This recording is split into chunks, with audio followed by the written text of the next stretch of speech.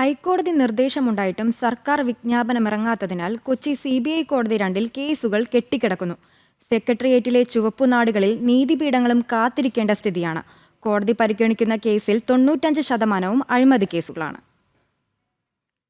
CBI vigilance ജഡ്ജിമാരെ അടക്കം നിയമിക്കുന്നത് ഹൈക്കോടതിയാണെങ്കിലും ഇത് സംബന്ധിച്ച നിർദ്ദേശം വിജ്ഞാപനമായി പുറത്തിറങ്ങേണ്ടത് ഭരണതലത്തിൽ നിന്നാണ്.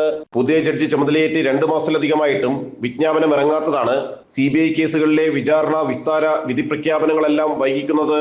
95% അഴിമതി കേസുകളും ബാക്കി CBI അന്വേഷിച്ച ക്രിമിനൽ കേസുകളുമാണ് കലൂരിലുള്ള കൊച്ചി CBI കോടതിയുടെ പരിഗണനയിലുള്ളത്. വിജ്ഞാപനം ഇറങ്ങാതെ കോടതിക്ക് കേസുകളിൽ കാര്യമായ നടപടികളൊന്നും സ്വീകരിക്കാനാകില്ല. സർക്കാരിന്റെ സ്ഥാപിത താല്പര്യങ്ങളൊന്നും നടക്കില്ലെങ്കിലും മറ്റ് പല വിജ്ഞാപനങ്ങളും ഉത്തരവുകളും വൈകിക്കുന്നത് പോലെ ഭരണവിഭാഗത്തിന്റെ ഉദാസീനതയിൽ പുതിയ വിജ്ഞാപനം ഇറക്കുന്നതും നീട്ടുകയായിരുന്നു. ഇതിനിടെ CBI അന്വേഷിച്ച പ്രമാദമായ നിരവധി കേസുകളിൽ മറ്റു കോടതികളിൽ വിചാരണ പുരോഗമിക്കുകയാണ്. കണ്ണൂരിലെ പ്രധാന CPM നേതാക്കൾ പ്രതികളായ തലശ്ശേരി ഫസൽ വധക്കേസിൽ സാക്ഷി വിസ്താരം മെയ് 5 മുതൽ ആരംഭിക്കും. MSS പ്രവർത്തകനായിരുന്ന അരിൽ ഷുക്കൂർ വധക്കേസിൽ വിചാരണ പൂർത്തിയാക്കുകയാണ്. ജനം, കൊച്ചി.